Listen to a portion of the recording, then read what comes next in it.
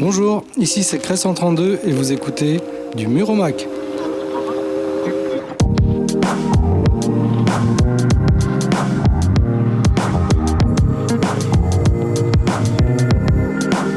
Si c'est une heure, alors là, c'est autre chose.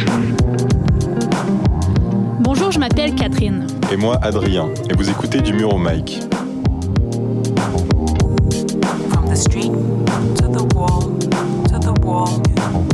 Du Mur au Mic, c'est un podcast sur l'art, en particulier l'art urbain.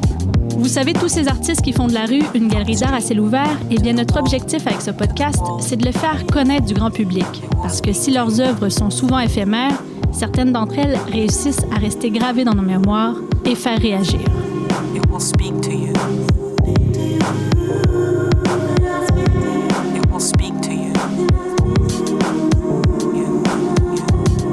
Aujourd'hui, nous avons le plaisir d'être en compagnie de Cré 132 dans son atelier à Villiers-sur-Marne, en banlieue parisienne. D'abord, merci Cré de participer à du Mur au Mic. Merci à vous de m'accueillir. Merci aussi à vous, très chers auditeurs, d'être avec nous et toujours plus nombreux pour ce 6e épisode. Si vous souhaitez voir les réalisations de Cré et comprendre son univers, rendez-vous sur son compte Instagram, Cré132. Cré, tu as 47 ans? Exact. Tu viens de Champigny-sur-Marne. Tu fais partie de ceux qui ont contribué à l'émergence et à la reconnaissance du graffiti en France. Tu as été d'ailleurs lauréat du prix Graffiti en 2017. Avec une particularité quand même, tu as été lieutenant dans l'armée de terre avant de devenir artiste. C'est quand même peu commun, donc on voulait le mentionner. On va parler de ton enfance d'abord. Jeune, tu te passionnes pour le dessin, pour les bandes dessinées notamment. C'est ton cousin qui t'initie à tout ça. Après, tu commences à fréquenter des gens du monde du hip-hop. C'est à ce moment-là que tu fais plutôt du lettrage dans tes cahiers. Et c'est un de tes voisins qui met le mot graffiti sur les choses que tu faisais. Qu'est-ce qui s'est passé dans ta tête? C'était quoi ce déclic-là quand tu as entendu ce mot, quand tu as senti ce que tu faisais vraiment? Dès le départ, il y avait quelque chose qui m'appelait sans savoir ce que c'était. Mais dans beaucoup de choses, que ce soit le dessin, la musique, etc. C'est comme s'il y avait quelque chose, une chanson qui me sonnait dans la tête. Et quand je l'ai vue, je me disais, c'est cette chanson-là. Exemple, voilà, mon voisin...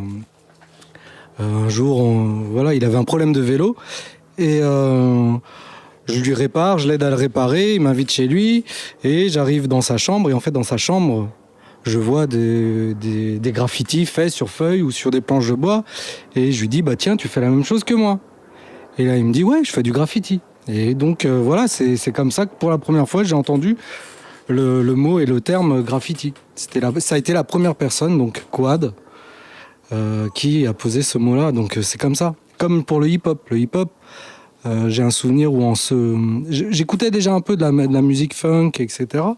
Et en fait, j'avais comme une musique qui trottait dans ma tête. Et je pars en voyage à Londres. Et je tombe dans une boutique où il y a des cassettes, des vinyles. Donc je rentre et je regarde. Et je tombe sur une cassette de Public Enemy. Donc je la prends, j'écoute. Et je fais, putain, c'est la chanson qui trottait dans ma tête. Donc voilà, c'est un peu comme ça. Beaucoup de choses comme ça. En 89, donc à 16 ans, si je calcule bien, tu assistes dans ton quartier à la réalisation d'une fresque de Mob 2, un des premiers et principaux acteurs de la culture street art en Europe dans les années 80. Ce sera aussi un moment important pour toi? Oui, c'est un moment. Après, je voudrais juste amener une précision. C'est la culture graffiti. Pour moi, c'est le graffiti. On n'est pas dans du street art à l'époque. Le street art, ça vient bien plus tard. Oui, Moto à l'époque, c'est un acteur qui va juste influencer toute une génération. Moi en premier, tous mes potes de l'époque. Et donc on a la chance que Moto vienne dans notre quartier en 89, parce qu'il vient 2 fois. Il va venir 2 fois. Et en 89, il va réaliser donc cette fresque, les jeunes espoirs de nos cités.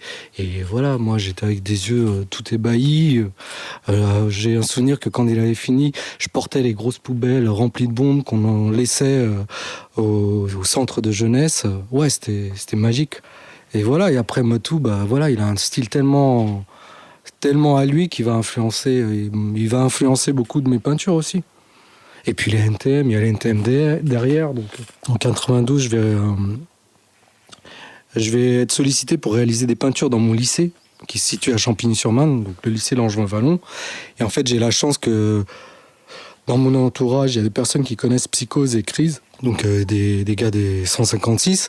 Et en fait, je vais les solliciter pour venir faire cette peinture avec moi dans mon lycée. Et voilà, Crise, à l'époque, ils mettaient des NTM partout. Donc voilà, j'ai mode tout aux autres nous, il y a Crise derrière. Donc pour moi, c'est les acteurs. Pour moi, c'est les grands frères acteurs du graffiti. Donc c'est génial, quoi. Si on revient aux origines du graffiti, pour une version plus américaine avant qu'elle arrive en France, on revient donc dans les années 60 avec des taggers très connus, avec notamment Cornbread à Philadelphie, ou encore Taki 182, 13668 à New York. Et à l'époque, l'objectif, c'était vraiment de recouvrir la ville avec leur signature, donc on appelait tag, pour un besoin principalement de reconnaissance et de visibilité. Et assez rapidement, pour se démarquer des autres aussi, entre taggers, les tags vont prendre de la profondeur et devenir un réel travail calligraphique avec différents styles de graphes tels que le wild style, le flop ou encore le bloc. Ce qui représente à l'époque une petite révolution puisque dans la calligraphie, puisque la qualité graphique dépasse le besoin de visibilité derrière. Tu dirais que pour un graffeur qui commence aujourd'hui, la maîtrise de ces différents styles, c'est un passage obligé ? Pas forcément. En fait, moi je pense que plutôt... ce que je trouve mortel dans les nouvelles générations, c'est qu'elles arrivent direct avec leur style, avec un nouveau style. On a la chance d'être dans un mouvement qui a mis des bases, et en fait, il est en train d'évoluer tout le temps. Même si la base pour moi, par contre moi, qui suis quelqu'un d'assez, je reste fidèle aux bases, je kiffe. Les bases, c'est les bases. Mais les nouveaux, s'ils partent dans d'autres bases... pour moi, je trouve ça mortel. Parce qu'au final, c'est quoi ? C'est faire du copiage. Donc ça sert pas à grand-chose. Même au-delà de ça, et si je compare un peu avec la peinture, l'idée serait de dire est-ce qu'il faut maîtriser les fondamentaux pour ensuite se donner la liberté ou prendre la liberté en tant qu'artiste de se développer ou de s'épanouir dans un nouveau style ?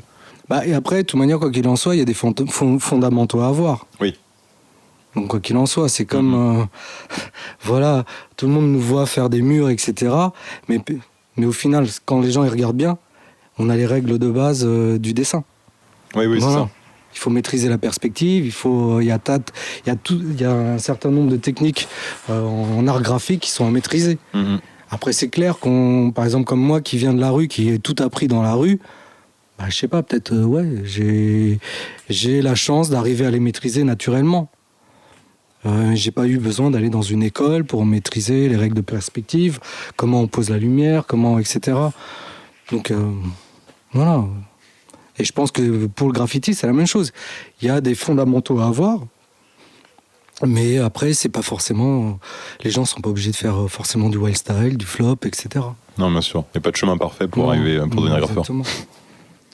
Tu parlais de la culture hip-hop, et la fin de l'année dernière a été marquée par la disparition de l'artiste Face2, qui était un pionnier du graffiti new-yorkais, et qui a contribué justement à l'émergence vraiment de la culture hip-hop, puisque, donc pour rappeler pour nos auditeurs, la culture hip-hop qui englobe la musique, la danse, le DJing et le graffiti, puisque lui-même était graffeur mais également DJ.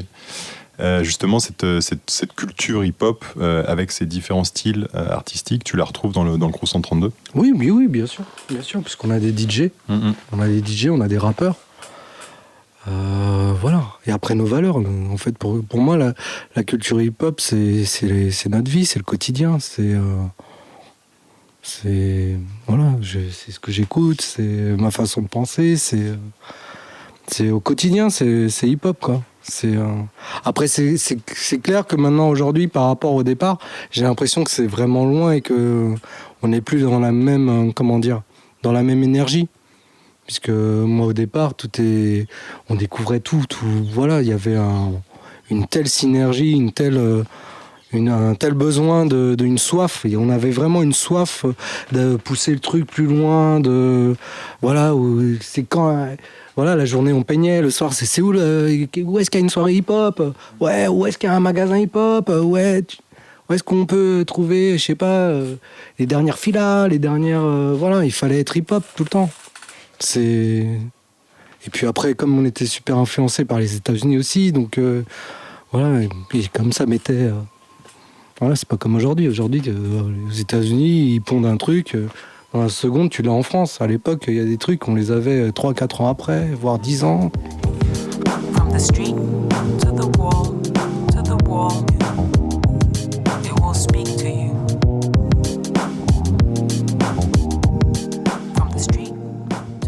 carrière, Cray, si on veut commencer un peu dans ces années-là, tu as fait partie de plusieurs groupes. Corrige-moi si je me trompe, on essaie de bien les noter. MTP. Oui, ça, c'était un petit groupe. On a aussi BOP, qui est aussi un petit non, groupe. c'est pas là. BOP, c'est DOP. DOP, voilà. Ouais. Et aujourd'hui, bon, tu fais partie du groupe 132, qui est beaucoup plus grand, beaucoup plus répandu dans le monde.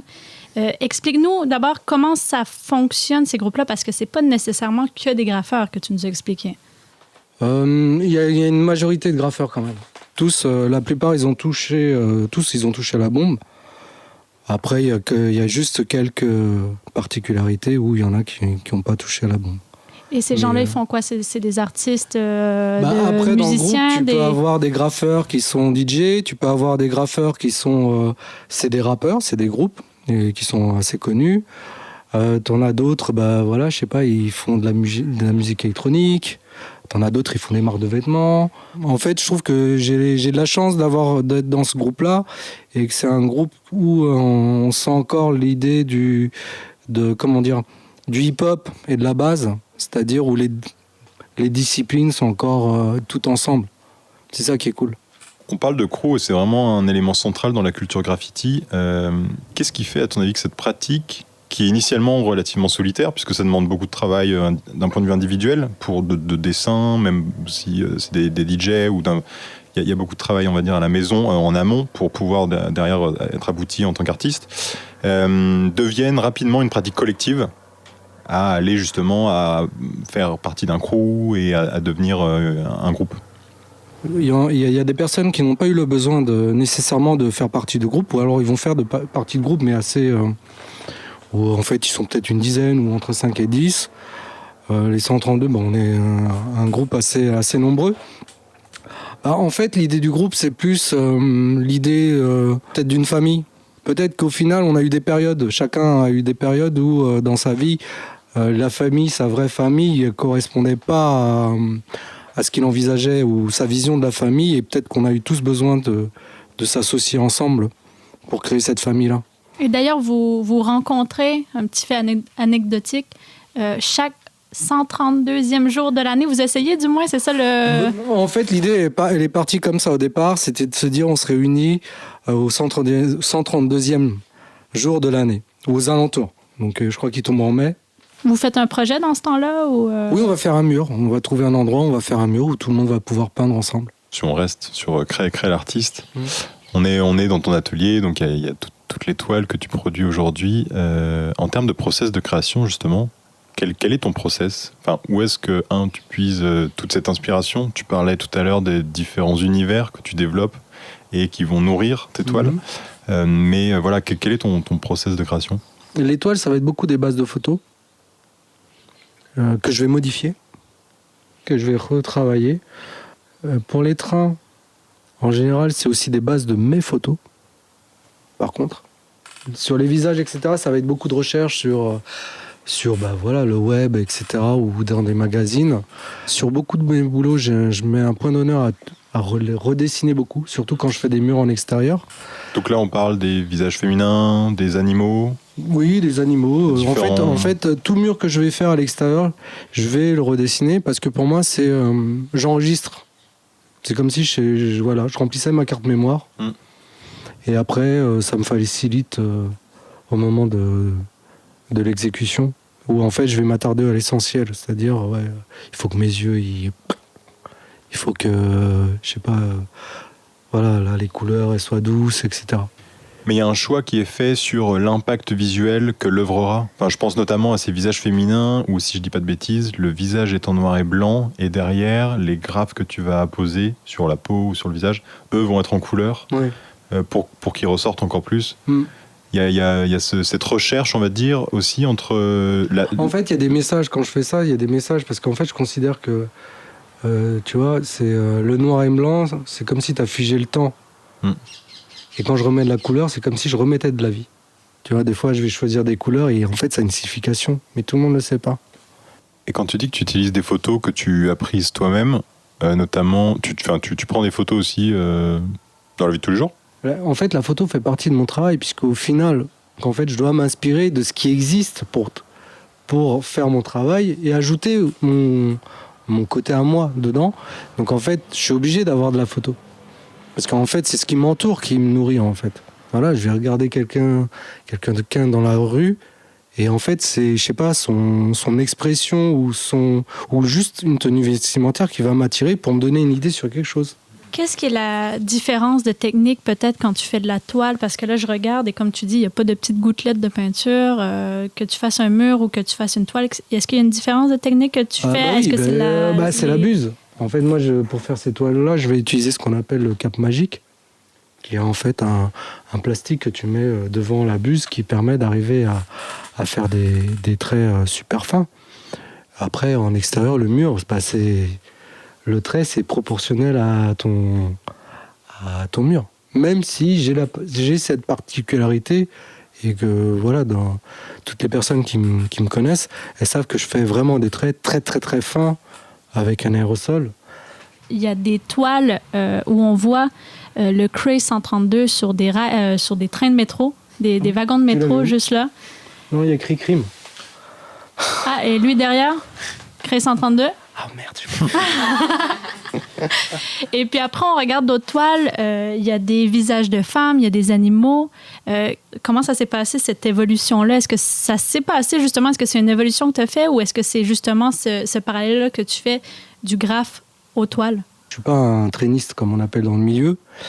Mais à un moment donné, j'ai vu beaucoup de choses. Et en fait, c'est comme si je voulais donner une fenêtre à la personne qui allait voir mon travail, une fenêtre sur des choses que j'ai pu voir. Donc, en fait, c'est pour ça qu'il y a beaucoup de trains qui apparaissent dans mon travail. Et peut-être à la fois, c'est comme si peindre ces trains-là, c'était quelque chose que je faisais par procuration. Il y a ces deux aspects-là. Après, je peux pas vous dire aujourd'hui quelle est ma démarche, parce qu'en fait, c'est un truc qui est en train de... C'est comme si j'avais un puzzle dans le désordre qui va s'assembler à un moment donné. Travailler les visages, bah ouais, parce que c'est l'humain. Mais dans les visages, bah voilà, comme ce visage-là que tu vois, il y a quelque chose derrière aussi. C'est pas juste mettre un visage pour mettre un visage. Comme mes animaux. Mes animaux, en fait, il faut regarder. Ça fait partie de tout un ensemble. Un de ces jours, quand tout sera posé, bah, tout le monde va comprendre. Donc je suis en permanence en train d'évoluer et j'arrive pas à être figé dans un axe précis. C'est pour ça que j'ai besoin de plein d'univers. Et surtout que ton style a beaucoup évolué. D'ailleurs, juste changer de blaze à travers le temps. Tu voulais peaufiner ton lettrage et t'es devenu Cray 132.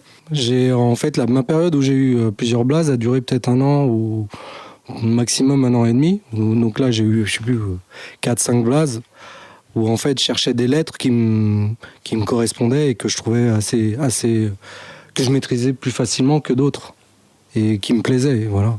En fait, même dès le départ, je sais que dans ma tête, je veux un Y. Alors que quand tout le monde regarde ou que d'autres graffeurs vont essayer de faire mon blaze, ils se disent mais le Y c'est une tannée.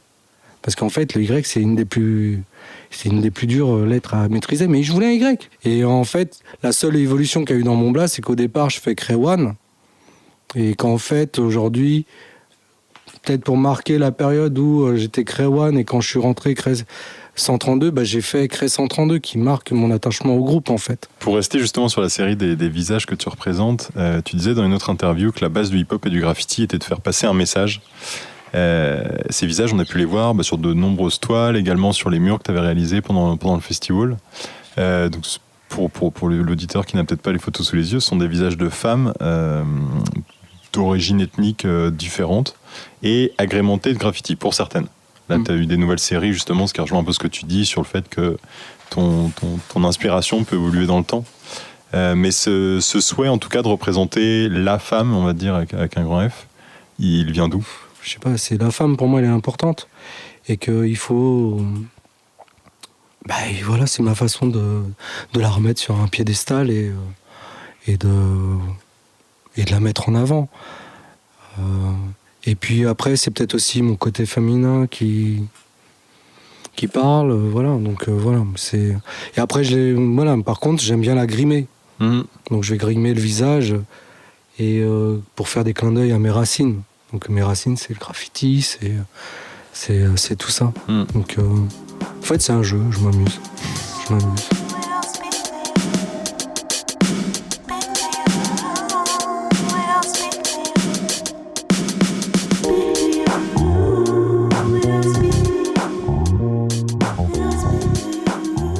revient un peu à cette époque où tu as intégré le crew 132 avec ton ami Max, si je dis pas de bêtises, qui fait aussi partie du crew. Oui, c'est un des pionniers, fait partie de ceux qui ont fondé le 132. Vous avez réalisé de plus en plus de fresques pour des projets. Et c'est vrai qu'aujourd'hui, il peut y avoir des sortes de connotations ou de stéréotypes sur le mouvement graffiti qui a un lien vandale un peu, un côté sauvage. Et vous, il y a eu un parti pris à un moment justement de mettre un peu votre art au service d'un public et de travailler avec des collectivités sur des projets artistiques. C'était quelque chose d'important pour toi à cette époque-là ? En fait, c'était un choix où en fait... à la fois pour Max et moi, même si moi à l'époque j'avais un autre travail, en fait l'idée c'est d'arriver à faire un business avec. En fait, je pense que pour ma part j'avais un tel attachement à la peinture que je voulais arriver à m'éclater qu'avec la peinture. Parce que voilà, travailler pour un patron c'est énormément de contraintes, c'est au final renoncer à une certaine liberté. Et pour moi, j'ai été toujours quelqu'un d'assez libre dans ma tête et il fallait à tout prix, je trouve, un chemin qui puisse me donner une certaine forme de liberté dans ma vie quotidienne, en fait. Après, c'est clair que quand tu parles on a fait des peintures pour les collectivités, pour moi, il n'y a aucun lien avec le graffiti dans ce qu'on a fait, même si parfois il y a des fresques où il y avait des lettrages. Pour moi, je vois comme de la déco. On faisait de la déco. D'accord. Voilà, c'est plus de la déco, sauf qu'on utilisait l'aérosol. Et ce qui a permis pour moi aujourd'hui d'affiner une telle technique que je peux travailler comme je travaille sur la toile. Comme si tu as plusieurs vies dans une seule. Mais et des fois il y avait des passerelles quoi. Même avec le groupe 132, tu vois. Puisqu'avec le groupe on est partis tous ensemble en Belgique réaliser une peinture en Belgique à la station de Warn, donc voilà, on était une trentaine des 132. Mais bon, par contre, là, quand on regarde la peinture, elle reflète le graffiti. Quand tu dis que c'est plusieurs peut-être vies, plusieurs métiers dans une vie, tu as fait des pochettes d'albums pour certains groupes, même quand tu étais à l'armée, non? Tu faisais des projets pour... J'ai fait des t-shirts pour les compagnies, pour les sections. Ouais. Donc, tu as toujours continué à faire vivre ton art, peu importe où tu allais. Oui, à dessiner. Après, à l'armée, je gagnais pas d'argent, mais c'est parce que je ressentais toujours... J'ai toujours ce besoin de dessiner, donc dès qu'il y a quelqu'un qui me parle d'un truc, il y a un truc, j'ai envie de dessiner, Et après, en fait, ça fait partie de la même démarche, c'est-à-dire que quand je peins dans la rue, c'est dessiner sur une feuille ou dessiner un t-shirt, c'est quand j'ai produit le dessin ou l'œuvre, c'est de voir les yeux ébahis de la personne qui le reçoit ou des gens qui vont le découvrir. Donc c'est toujours ce besoin de partager ce que j'ai fait avec l'autre. Voilà. Tous ces projets que tu réalises avec d'éventuels commanditaires te permettent de pouvoir peindre en pleine journée et par conséquent de rencontrer et d'avoir une interaction directe avec les passants, voire même ton public. C'est quelque chose que tu apprécies, d'avoir des retours directs? Oui. Après, en fait, j'ai envie de te dire que je l'ai toujours eu. C'est-à-dire, puisque mes premiers murs que je commence à peindre dans la rue, c'est, je sais pas, j'ai des photos de murs de 92, même, ou d'avant. Et en fait, j'avais déjà l'interaction avec les gens. Sauf que, par contre, le public a évolué. C'est-à-dire qu'à l'époque, les petits vieux, ils te regardaient de travers quand tu étais en train de peindre. Et c'était surtout, on va dire, des personnes d'entre 20 et 30 ans qui interagissaient avec toi positivement. Au long de toutes ces années, le public s'est considérablement élargi. C'est-à-dire qu'aujourd'hui, ça peut être une mamie de 80 ans qui va venir te voir. « Oh, c'est magnifique ce que vous faites !» Comme un enfant. Alors que voilà, c'est ça qui a évolué. Tu as fait beaucoup de collaborations dans le passé et encore. Peut-être les gens se rappelleront d'une œuvre que tu as réalisée avec Comer et Jungle Red Dog. Oui. Au rond-point des Invalides. C'est une fresque de 756 mètres carrés, donc très impressionnant, qui s'appelle Bleuet de France. Quand tu as fait ça, ça restait quoi? On disait tout à l'heure à peu près 6 mois. Oui, 4-5 mois. 4-5 mois, je pense. C'est quoi pour toi le ressenti que tu as que là, à ce moment-là, tu attaquais dans le bon sens du terme, une des places centrales de Paris? Comment tu te sentais? Au départ, j'ai vraiment pas pris conscience de l'endroit, de l'emplacement. Comme dans beaucoup de projets, c'est des rencontres. Premier rendez-vous, j'ai rendez-vous avec le gouverneur des Invalides, le général Saint-Chamas, qui était en tenue de sortie, donc avec toutes les médailles qui sont positionnées sur sa poitrine. Et je me dis, ah ouais, quand même. Chef de corps du premier REP, donc régiment étranger. Quand on vous annonce ça, c'est quelque chose, hein. Comment dire? C'était intimidant à la base pour toi de rentrer là, au d'avoir départ, un général comme ça. Voilà. Et au final, c'est quelqu'un avec une telle humanité. Parce qu'en fait, même pour vous dire, donc on discutait, et il me dit, comme ça, il me dit, bon, tu as vu l'endroit où tu vas peindre? Je dis, oui, mais je vois pas où est le mur. Et il me dit, mais non, c'est pas le mur. Et il me dit, viens. Et il m'emmène dans des toilettes où il y a une petite lucarne et il monte dehors. Et je regarde, je fais, mais mon général, il n'y a pas de mur là. Il me dit, mais t'as pas compris, tu vas peindre par terre. Je fais, non, sérieux? Il me dit, ouais, c'est ça. Et en fait, c'est ce côté, il a un côté abordable. Et très vite, on discute et je trouve qu'il y a un truc qui passe, des valeurs. On a les mêmes valeurs, etc. Et donc très vite, on arrive dans ce fameux bureau, cette réunion, et plus on parle et plus je suis attiré par le Bleuet, parce que en fait, quand il commence à raconter l'histoire, même si je connaissais déjà un petit peu avant, parce qu'au final, dans l'histoire, le Bleuet, c'est des infirmières à l'époque qui étaient aux Invalides pendant la Première Guerre mondiale, qui vont se dire, on va faire donc un Bleuet, je crois qu'au départ, il est en papier, qui vont vendre sur le trottoir pour récolter de l'argent pour à l'époque, les soldats qui sont en soins. Et en fait, d'un coup, je commence à sentir l'importance du truc, etc. Et ça me parle. Parce qu'au départ, j'étais arrivé avec une maquette. Et comme je pensais que c'était un mur, j'avais fait un Bleuet, mais très réaliste. Et quand on me dit que c'est au sol, je dis, ouais, mais là, vous me dites qu'il faut que je le fasse à peu près en 10 jours. En réaliste, à cette surface-là, je ne vais pas arriver à le faire. Et après, il y a la phase où on va sur le terrain, on commence à peindre donc avec Comer et Jungle. Et c'est là qu'on se rend compte de l'endroit où on est. Parce que, en fait, c'est un endroit qui est magique. Et en fait, les 10 jours qu'on a fait ça, c'est comme si on était dans une bulle. Non, mais c'était une belle expérience. Une très belle expérience.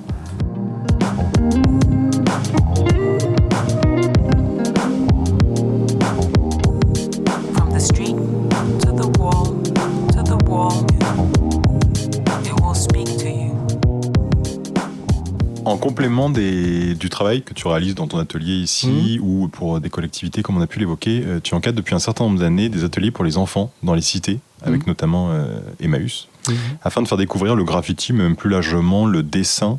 C'est important pour toi de transmettre ton savoir et plus particulièrement à ce public des cités? C'est quelque chose où on partage, c'est-à-dire c'est un moment... Voilà, les enfants, c'est juste du bonheur, donc c'est magique. Les enfants, ils te nourrissent. L'été dernier, j'ai fait un atelier pour un centre d'autistes. Mais c'était ouf. Voilà.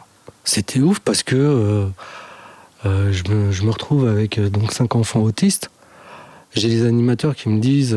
alors je leur explique aux animateurs avant, je leur dis, écoutez, là on va essayer de faire une petite séance de dessin. Donc, je vais leur essayer de on va faire ensemble leur nom en façon graffiti, en lettres graffiti. Et voilà, ils me disent, ouais, mais tu penses que ça va durer combien de temps? Oh, je sais pas, une petite heure.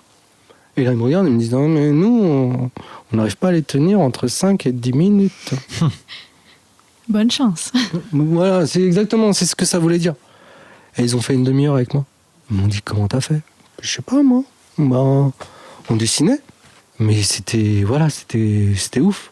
Alors, c'est enrichissant des deux côtés. Ouais, c'est enrichissant des deux côtés. En plus, ce qui est génial avec les enfants, c'est de voir après que la fierté qu'ils ont quand ils viennent avec leurs parents et qui leur montrent, et on voit que, tu vois, qu'ils se grandissent de montrer à leurs parents. Et en fait, pour moi, c'est ça qui est génial.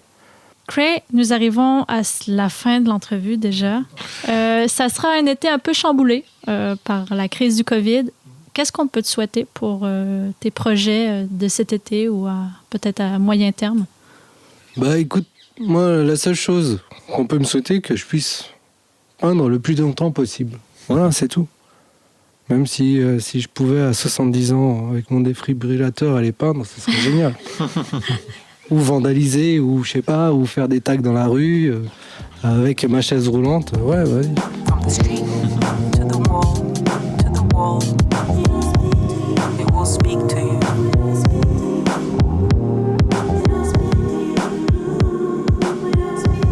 It will speak to you. Cré, merci beaucoup pour le temps que tu nous as accordé. Merci à vous. Et merci aussi à vous, très chers auditeurs, d'avoir écouté Du Mur au Mic. N'hésitez pas à nous laisser vos commentaires et à liker la page si vous avez aimé. Vous pourrez retrouver le travail de Cray132 sur son Instagram du même nom, @Cray132. Et vous pourrez retrouver toutes nos actualités sur notre compte Instagram du Mur au Mic. Un grand merci aussi à la galerie The Wall 51, partenaire de ce podcast. Et pour vous, on vous donne rendez-vous très bientôt pour un nouvel épisode.